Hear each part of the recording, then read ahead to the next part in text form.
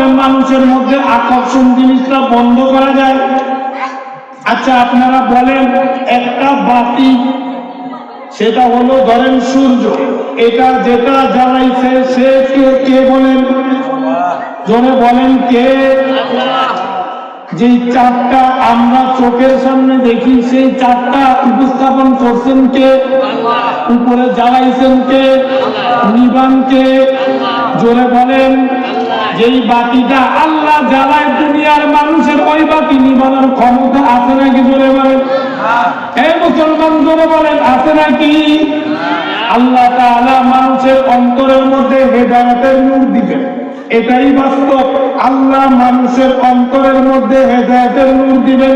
যে মানুষের অন্তরের মধ্যে আল্লাহ হেদায়েতের নূর দিবেন, সেই মানুষের অন্তরের মধ্যে আবু জাহিল্লা মূর্তির ইবাদত ঢুকাইতে পারবেনি। জোরে বলেন। এই কুশোচ্চরের মানিকগঞ্জের মুসলমান জোরে বলেন, ঢুকাইতে পারবেনি? না না, পারবে না। তারা বলতেছিল, যখনই যারা এই মুহাম্মদ সাল্লাল্লাহু আলাইহি ওয়াসাল্লামের দিকে মানুষ যাইতো, আবু জাহেল, উতবা, সাইবা, আবু লাহাব সহ মক্কার এই সমস্ত দুশমন মুনাফিকরা বলতো, এই তোমরা মুনাফিক, এই মুনাফিক জাদুকর মুহাম্মদের কাছে যাইও না। মুসলমান ও খুব খেয়াল দিয়ে বুঝবেন, ইসলাম এত সহজে আমার আপনার কাছে আসে নাই। ইসলাম আমার আপনার সামনে এত সহজভাবে আসে নাই।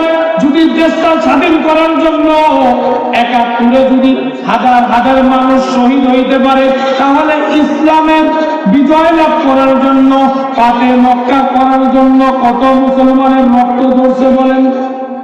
কত মুসলমানের রক্ত ঝরছে?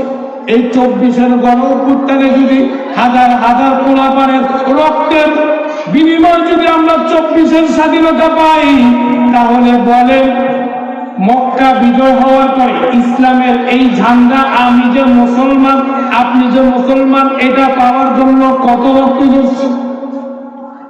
এ মুসলমান, খুব খেয়াল দিয়ে বুঝবেন, নিজের মনটাকে প্রশ্ন করে দেখেন, সাহাবায়ে কেরামের জিন্দেগি আর আমার আপনার জিন্দেগি। এই যখনই মানুষগুলোকে বলতো ওইখানে একজন পাগল আছে, উন্নাদ আছে, পাগল, নাউজুবিল্লাহ বলবেন না? মুহাম্মাদুর রাসূলুল্লাহ সাল্লাল্লাহু আলাইহি ওয়াসাল্লামকে আল্লাহ পাক রব্বুল আলামিন বলতেন, ওমা আরসালনাকা ইল্লা রাহমাতাল লিল আলামিন, আমি মুহাম্মদকে দুনিয়াতে রহমত স্বরূপ পাঠাইছি। যদি আল্লাহ রাসূলকে রহমত স্বরূপ পাঠায়, তাহলে মক্কার মানুষের কথাগুলোর মধ্যে ভুল আছে না নাই? তারা যে রাসূলকে পাগল বললো, তারা কি মিথ্যা কথা বলছে না সত্য কথা বলছে? মানুষের মধ্যে যখন বলতেছিল, এই ওই জায়গায় যাও না, ওই জায়গায় এমন একজন পাগল আছে, যেই পাগলের কাছে গেলে পিতার মধ্যে সন্তানের মধ্যে বিভেদ সৃষ্টি হয়, স্বামীর মধ্যে স্ত্রীর মধ্যে বিভেদ সৃষ্টি হয়। কুশোচ্চরের মুসলমান, তারাবের মুসলমান, বাগানবাড়ি এলাকার মুসলমান, খুব খেয়াল দিয়ে বুঝবা, ইসলাম এত সহজে তোমার আমার কাছে আসে নাই। তোমার আমার কাছে ইসলাম এত সহজে আসে নাই। ইসলাম নামক বৃক্ষের ঘুরে রক্ত ঢালার পরে ইসলাম তুমি আমি পাইছি। কিন্তু আজকে তুমি আমি নামাজ পড়ি না, রোজা রাখি না, ওয়াজ করি না, পর্দায় চলি না, কিন্তু মুসলমান, এই কিয়ামতের ময়দানে তুমি আমি মুসলমান হিসেবে রাসূলের সামনে কিভাবে নিজের চেহারাটাকে দেখাবো? যখনই আল্লাহ রাসূলের কাছে মানুষগুলো যাইতেন, কাফের বেঈমান বলতো যে মুহাম্মাদের কাছে যাও না, মুহাম্মাদের কাছে গেলে তোমাদেরকে জাদু করবে, জাদু করলে তোমার সংসারের মধ্যে, তোমার পিতা পুত্রের মধ্যে, সন্তানের মধ্যে বিভেদ তৈরি হবে, দূরত্ব তৈরি হবে। আচ্ছা আপনি বলেন তো, আমার মাধ্যমে যদি আপনার সন্তানের মধ্যে, আপনার স্ত্রীর মধ্যে বিভেদ সৃষ্টি হয়, আপনি আমার কথা শুনবেন নাকি? জোরে বলেন, কথা শুনবেন নাকি? না না না, আমরা বাঙালিরা হলাম জাতের মাতাল, তাহলে ঠিক ঠিক না বলেন? জাতের মাতাল তাহলে ঠিক। আমরা সবই কিছু বুঝি, কিন্তু নিজের স্বার্থটা সব জায়গায় খুঁজি, ঠিক কিনা? জোরে বলেন। আজকের মাহফিলে যদি বলা হয়তো এই কুশোচ্চর বাগানবাড়ির মাহফিলে যদি তোমরা যাও, তাহলে মাথা পিছু 500 টাকা করে পাইবা, দেখতেন মানুষ জায়গা দেওয়া যেত, সিরিয়াল দিয়ে মানুষ থাকতো, কিন্তু প্যান্ডেলে আজকে মানুষের নাই। আজকে যদি বাগান বাড়ির রওজাতুল মাহফিজিয়া মাদ্রাসার মাঠের মধ্যে দেখছে বানায়া মমতাজকে বেরোলে মুক্তি কইরা ফাইটটা যায় গানটাকে বাজাইতো, তখন মানুষের অভাব হইতো না। ধরে বলেন ঠিক কিনা? এ মুসলমান, দুনিয়াটা হলো তোমার আমার জন্য আল্লাহর দরবারে পরীক্ষার মতো একটা বস্তু। এ মুসলমান, দুনিয়াতে তুমি যাই করবা কিয়ামতের ময়দান নয় কবরে তোমার জন্য সেটাই পৌঁছাবে। ঠিক কিনা ধরে বলেন? যখন এই মানুষগুলো মুহাম্মাদুর রাসূলুল্লাহ সাল্লাল্লাহু আলাইহি ওয়াসাল্লামের দরবারে যাইতেন কাফের হইয়া ফিরতেন মুসলমানের। ধরে বলেন না সুবহানাল্লাহ। যাইতেন কি হইয়া? কাফের হইয়া। 307টা মূর্তির ইবাদত করত। কিন্তু যখন এই মানুষ মুহাম্মাদুর রাসূলুল্লাহ সাল্লাল্লাহু আলাইহি ওয়াসাল্লামের দরবারে যখন যাইতেন, মানুষ যাইতেন কাফের অবস্থায়, ফিরতেন কি হইয়া? মুসলমান হয়ে ফিরত। এ মুসলমান, ইমানদার আল্লাহর গোলাম, এইভাবে ইসলাম আমাদের কাছে আসে নাই। ইসলাম বড় কষ্টের মাধ্যমে আসে। আমরা অনেক হাদিসের মধ্যে একজন সাহাবীর নাম সবচেয়ে বেশি শুনি। আচ্ছা, যারা জানেন তারা বলেন তো ওই সাহাবীর নাম কি? বলেন না, আরেকজন বলেন, আরেকজন বলেন। আবু হুরায়রা। আন আবি হুরায়রা রাদিয়াল্লাহু তাআলা আনহু قال। অনেক হাদিসের মধ্যে পাওয়া যায় আবু হুরায়রার নামটা আসে। আর রাসূলের তো শত শত সাহাবী ছিল, শত শত তাবী ছিল, তাদের কেন নাম নাই? আবু হুরায়রার নামটা কেন? আবু হুরায়রার নামটাকে কেন আল্লাহ এত বেশি পছন্দ করছেন? আবু হুরায়রা দেখতে কিন্তু চেহারা ভালো ছিল না, দেখতে ছিল কালো, কিন্তু মনটা ছিল ভালো, আল্লাহর কাছে ছিল অত্যন্ত পছন্দনীয়। করে বলেন না সুবহানাল্লাহ। হযরত আবু হুরায়রার জিন্দেগি শুনলেননি? বলেন কেমন ছিল সাহাবায়ে কেরামের জিন্দেগি। আমার আপনার তো ব্যবসা বাণিজ্যের জন্য আমি আপনি ব্যস্ত হয়ে যাই। আজকে ব্যবসার জন্য নয়, গান্ধী বাজারে দোকান খুলে বসে আছেন, কুশের তালাবের মধ্যে মাহফিলের জন্য আপনি দোকান বন্ধ করার সুযোগ হয় না। কিন্তু সাহাবায়ে কেরাম রাসূলের একটা হাদিস সংগ্রহ করার জন্য, রাসূলের একটা হাদিস নিজের জীবন দশায়, নিজের বাস্তবিক জীবনে, নিজের সুরতে, নিজের সিরতে, নিজের চরিত্রের সব কিছুর মধ্যে ফিট করার জন্য আল্লাহর রাসূল সাল্লাল্লাহু আলাইহি ওয়াসাল্লামের সাহাবীরা কি পরিমাণে মেহনত করছে জানার দরকার আছে না নাই? আছে। এই বৃদ্ধ বাবাজিরা জবানকে উঁচু করে বলেন, জানার দরকার আছে না নাই? আছে। এই আবু হুরায়রার মতো জিন্দেগি চালানোর দরকার আছে না নাই? আছে। ওমরের মতো জিন্দেগি চালানোর দরকার আছে না নাই? আছে। আলীর মতো জিন্দেগি চালানোর দরকার আছে না নাই? আছে। আবু বকরের মতো জিন্দেগি চালানোর দরকার আছে না নাই? আব্দুর রহমান বিন আওফ রাদিয়াল্লাহু তাআলা আনহুর মতো জিন্দেগি চালানোর দরকার আছে না নাই? জান্নাতের জান্নাতের টিকেট পাইছে দুনিয়াতে এমন 10 জন সাহাবীর মধ্যে কয়জন সাহাবী শ্রেষ্ঠ বলেন তো? যারা দুনিয়াতে জান্নাতের সার্টিফিকেট পাইছে তাদের মধ্যে অন্যতম 4 জনের নাম আপনারা জানেন? খুতবার মধ্যে কি আপনারা শুনেন না? আবু বকর ফিল জান্নাহ, উসমান ফিল জান্নাহ, আলী ফিল জান্নাহ, আছে না নাই? আছে। মুসলমান ইমানদার, তাহলে তাদের মর্যাদা কি দুনিয়াতে আমার আপনার মতো খায়ালে ঘুমায় কি মর্যাদা বেড়ে গেছে? জোরে বলেন। খায়ালে ঘুমাইয়া বিবাহ শাদী কইরা বিল্ডিং বানাইয়া বাড়ি ঘর বানাইয়া গাড়ি বাড়ি করিয়া আমার আপনার এত বড় সম্পদ করিয়া কি তাদের জিন্দেগি আল্লাহর কাছে পছন্দনীয় হয়েছে? না না না না। মুসলমান, 21 চলার মুসলমান নিজের জীবনটাকে নিয়ে একটু বিবেচনা করেন, চিন্তা করেন, তারা কেমন জিন্দেগি চালাইতো, আমি আপনি কেমন জিন্দেগি চালাই। আবু হুরায়রা জিন্দেগি আমি আপনাদেরকে কেমনে বুঝাইলে মুসলমান আপনারা বুঝবেন জানি না। এ মুসলমান, কিভাবে আমি আবু হুরায়রার জিন্দেগি আমি আপনাদেরকে বুঝাবো, আপনারা কেমনে বুঝবেন জানি না। কোন দিক থেকে আবু হুরায়রা ভালোবাসার গল্প শুরু করব জানি না। কোন দিন থেকে আবু হুরায়রার একটা বিষয় আমি আপনাদেরকে কতটুকু বুঝাইতে পারবো জানি না। হযরত আবু হুরায়রা রাদিয়াল্লাহু তাআলা আনহু এমন একজন সাহাবী ছিলেন। আবু হুরায়রা রাদিয়াল্লাহু তাআলা আনহুকে বললেন, ইয়া আল্লাহ রাসূল ডাকলেন, ইয়া আবা হুরায়রা, হে আবু হুরায়রা, তাআল হুনা, আবু হুরায়রা আমার দিকে আসুন। আবু হুরায়রা আসছেন। আবু হুরায়রাকে আল্লাহ রাসূল সামনে বসাইছেন। কোথায় বসাইছেন? সামনে বসাইছেন। যেমনি ভাবে আপনারা আমার সামনে বসছেন, আমার উরু আর আপনার উরু সমান হয়েছে।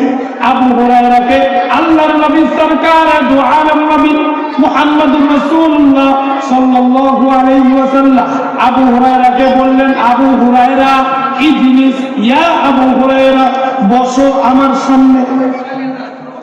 আবু হুরায়রা বসলেন। বললেন, ইয়া আবু হুরায়রা, আমি যদি তোমাকে এমন একটা হাদিসের কথা বলে যাই, এমন একটা হাদিস আমি তোমাকে বলে যাই যেটা আমার পরবর্তী আমার উম্মতদের কাছে পৌঁছে দিবা, আবু হুরায়রা যদি জিম্মাদার নিতে পারো, আমি রাসূল তোমাকে এই হাদিসের জিম্মাদারি দিয়ে দিব। জোরে বলেন সুবহানাল্লাহ। আবু হুরায়রা বললেন, ইয়া রাসূলুল্লাহ, ইয়া হাবিবাল্লাহ, আল্লাহর নবী, আপনি আমাকে একটা হাদিস বলবেন, এটা পরবর্তী উম্মতের কাছে পৌঁছাবো না। এত বড় খেয়ানতকারী আমি আবু হুরায়রা আপনার দরবারে থেকে হইনি। কেমন ছিল আবু হুরায়রা? হযরত আবু হুরায়রাকে বললেন, আবু হুরায়রা, আমি তোমাকে এই হাদিসটা শোনাই। হে মুসলমান, আবু হুরায়রা এমন একজন সাহাবী, আবু হুরায়রা এমন একজন সাহাবী, তার জিন্দেগি থেকে রাসূলের এমন কোন গুরুত্বপূর্ণ হাদিস আজ পর্যন্ত ছুটে নাই। তার জিন্দেগি থেকে এমন কোন রেকর্ড নাই। হযরত আবু হুরায়রা রাদিয়াল্লাহু তাআলা আনহু, আবু হুরায়রা রাদিয়াল্লাহু তাআলা আনহু আল্লাহ রাসূল সাল্লাল্লাহু আলাইহি ওয়াসাল্লাম হাদিসগুলোকে এমন ভাবে সংরক্ষণ করতেন। হযরত আবু হুরায়রা রাদিয়াল্লাহু তাআলা একদিন যখন মসজিদে নববীর সামনে সবাই যখন একত্রিত হইলেন, এমত অবস্থায় আবু হুরায়রা ছটফট ছটফট করতেছে, ছটফট ছটফট করতেছে। তিনি যখন আবু হুরায়রা রাদিয়াল্লাহু তাআলা মিল্কি ব্যারামের রোগীদের মতো ছটফট করতেছে, সাহাবায়ে কেরাম আবু হুরায়রাকে পাদুকা শুনাইতেছে, জুতা শুনাইতেছে। আবু হুরায়রা চিৎকার মেরে বললেন, হে রাসূলের সাহাবীরা, আমাকে তোমরা জুতা শুনাইও না, আমি মির্কি ব্যারামে আক্রান্ত নয়। তোমরা যখন ব্যবসার কাজে বিভিন্ন দেশে যাইতা, সিরিয়া সহ অন্যান্য জায়গায় যাইতা, আমি আবু হুরায়রা ওই ব্যবসার কাজে যাইতাম না। আমি রাসূলের আসহাবুস সুফফার সাথে এক লাগাইয়া মাথাটাকে ঝুঁকাইয়া আমি ওই সুযোগে থাকতাম যে রাসূল কখন একটা আল্লাহর পক্ষ থেকে বাণী পাবে আর ওই বাণীটা আমাদেরকে শোনাবে, ওইটা সংরক্ষণ করব, এই অপেক্ষায় আমি আবু হুরায়রা অপেক্ষমান ছিলাম। এই ছিল আবু হুরায়রা। আবু হুরায়রার জিন্দেগি কেমনে বুঝাইলে আপনারা বুঝবেন জানি না। অল্প সময় আবু হুরায়রার জিন্দেগি আপনাদেরকে আমার বোঝানো সম্ভব নয়। ও মুসলমান, ও তালাবের মুসলমান, ও বাগান বাড়ির মুসলমান, হযরত আবু হুরায়রা রাদিয়াল্লাহু তাআলা আযান আজকে একটু পরে দেন, দুইবারই তো ঝামেলা করলেন কারেন্ট যাওয়ার পর, একটু দেরিতে আযান দেন। বয়ানের মাঝখানে এমন ডিস্টার্ব করলে তো সমস্যা, গোছানোই তো অসম্ভব।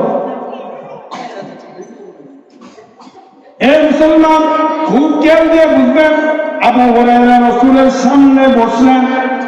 রাসূলের সামনে বসার পরে আবু হুরায়রাকে রাসূল বললেন, আবু হুরায়রা, চার শ্রেণীর মানুষ বিনা হিসাবে আল্লাহ পাক জাহান্নামে পাঠাবে। ধরে বলেন না আলহামদুলিল্লাহ।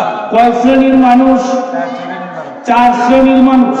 চার শ্রেণীর মানুষকে আল্লাহ পাক রব্বুল আলামিন বিনা হিসাবে জাহান্নামে পাঠাবে।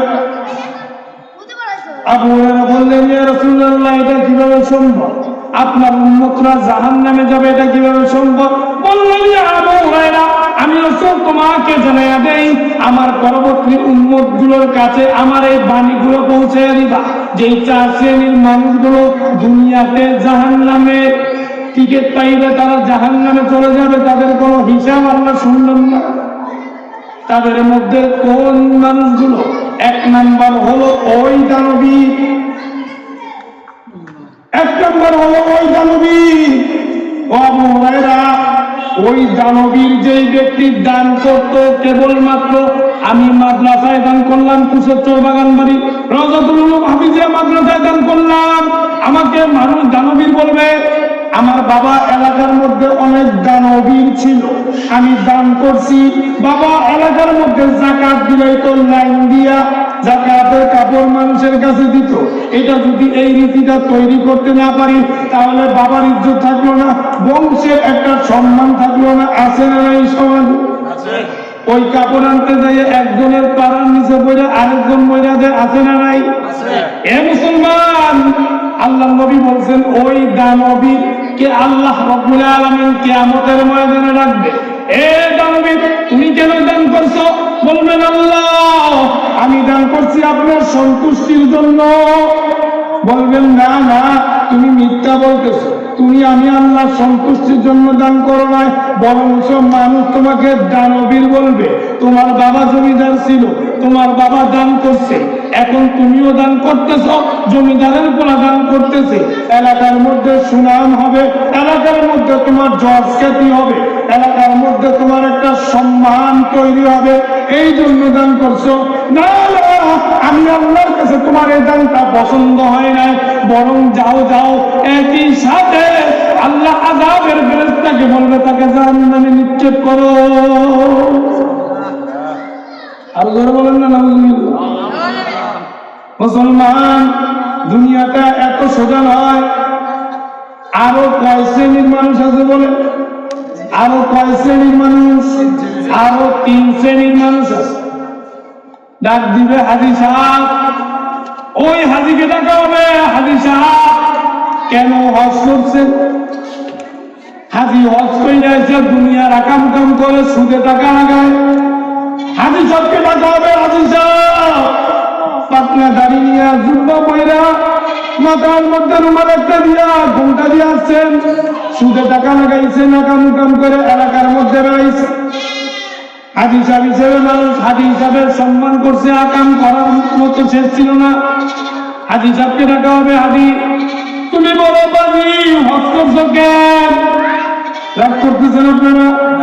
তুমি বলো বাজি হাজী হজ করছো কেন?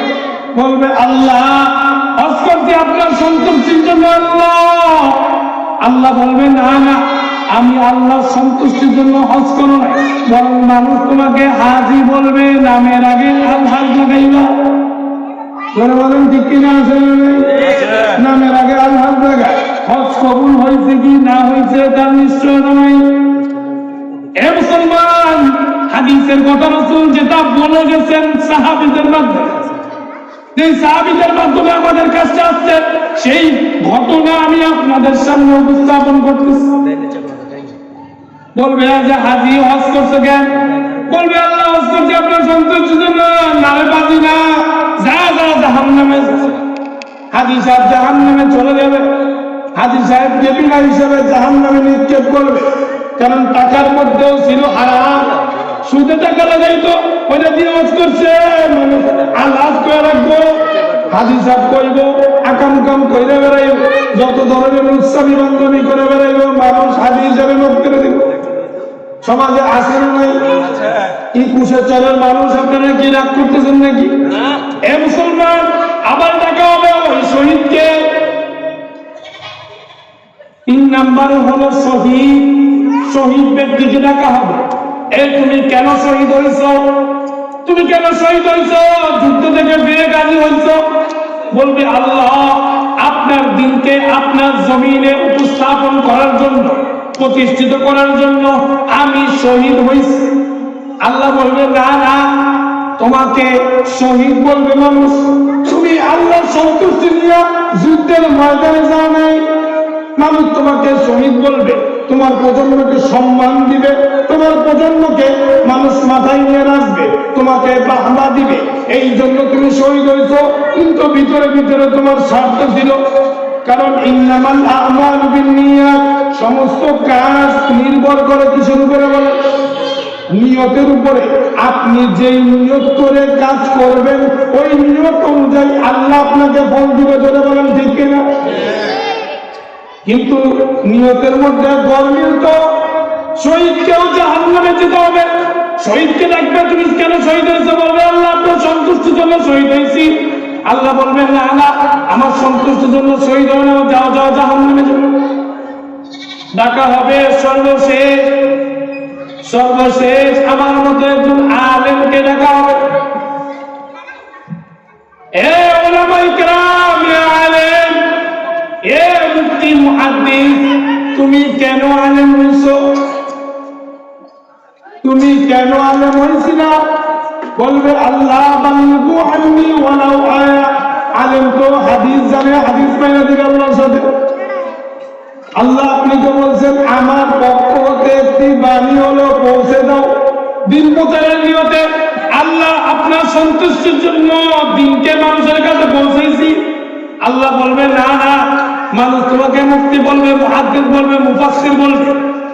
মানুষের কাছে জজ খ্যাতি তৈরি করবা আর বিভিন্ন জায়গায় যা ভটকামি করবা, আর মানুষের কাছে মাহফিলের দাওয়াত নিয়ে যাইবা না। এক জায়গায় থেকে কিছু টাকা পাইছো, আরেক জায়গায় থেকে কম পাইছো, ওই জায়গায় গেল না। স্বার্থের জন্য তুমি আলেম হইছো, মানুষের কাছে নিজের অস্তিত্ব প্রকাশ করছো, মানুষের কাছে নিজের অস্তিত্বের প্রকাশ করে নিজেকে বড় করছো। আল্লাহ বলবেন না না, তুমি এমন একজন আলেম হইছো, হওয়ার পরে মানুষের দালালি করছো। হাসিনার দালালি কইরা ছোট্ট ছোট্ট বাচ্চা আমার দামাল ছেলেদের বুকে গুলি চালানোর ক্ষেত্রে তুমি ফতোয়া দিচ্ছ। হাসিনা আকাম করছে, হাজার হাজার কোটি টাকা চুরি করছে, তুমি এটার পক্ষে কথা বলছো। অমুক তমুক চুরি করছে, তমুক হিসাব বউ তালাক দিয়ে লাইছি। তুমি তোমার মন মতো টাকার বিনিময়ে ফতোয়া দিয়ে লাইছো, তোমার বউ তালাক হয়নি। হারামকে হালাল বানাইছো, হারামকে হালাল বানাইয়া নিজের পেট পূজা করছো।